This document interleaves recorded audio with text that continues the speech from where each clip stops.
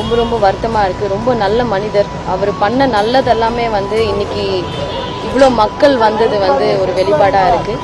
அவங்களோட சன்ஸ் வந்து எனக்கு ரொம்ப நல்ல ஃப்ரெண்ட்ஸ். நான் அவங்கக்கிட்ட நிறைய வாட்டி சொல்லியிருக்கேன் அப்பாவை பார்க்கணும் அப்படின்ட்டு. பட் எனக்கு அவரை பர்சனலாக மீட் பண்ணுறதுக்கான வாய்ப்பு எப்பவுமே கிடைச்சது கிடையாது. எல்லாருக்கும் வணக்கம். அண்ட் விஜயகாந்த் சாரோட அவர் இறந்த அன்னைக்கு நான் இங்கே இல்லை, ஊரில் இல்லை, பாண்டிச்சேரியில் படப்பிடிப்பில் இருந்தேன். ஸோ இப்போ தான் வந்தேன் சென்னைக்கு. வந்த உடனே அவரை பார்க்கணும். நான் அவங்களோட சன்ஸ் வந்து எனக்கு ரொம்ப நல்ல ஃப்ரெண்ட்ஸ், பிரபாவும் ஷம்மு. பட் நான் அவங்கக்கிட்ட நிறைய வாட்டி சொல்லியிருக்கேன் அப்பாவை பார்க்கணும் அப்படின்ட்டு. பட் எனக்கு அவரை பர்சனலாக மீட் பண்ணுறதுக்கான வாய்ப்பு எப்பவுமே கிடைச்சது கிடையாது.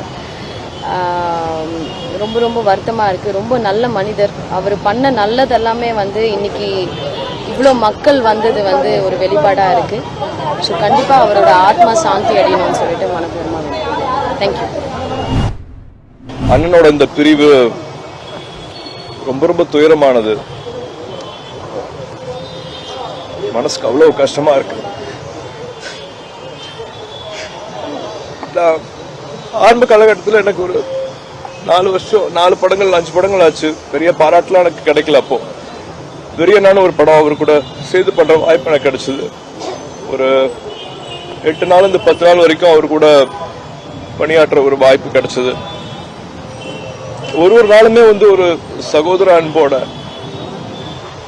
முதல் நாளே வந்து ஒன்னா உட்காந்து சாப்பிடலாம் அப்படின்னு கூப்பிட்டாரு.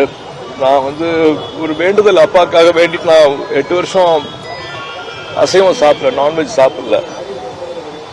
என்னென்ன வெஜிடேரியன் சாப்பிட்றியா நீ, என்ன ஒரு வார்த்தை உரிமையா சொல்லி திட்டிட்டு வந்து அவர் பிளேட்ல இருந்து எடுத்து என்னை சாப்பிட வச்சார். நீ நடிக்கிற, உனக்கு வந்து உடம்புல சக்தி வேணும், இதெல்லாம் நீ வேற ஏதாவது வேண்டுதல் வேற ஏதாவது விட்டுக்கோ, நீ இதை சாப்பிட்டுதான் அப்படின்ட்டு கட்டாயப்படுத்தி அப்புறம் அவரே அவர் பிளேட்ல இருந்து எடுத்து எனக்கு ஊட்டி விட்டாரு. ஒரு நாள் அப்படி பாத்துக்கிட்டாரு.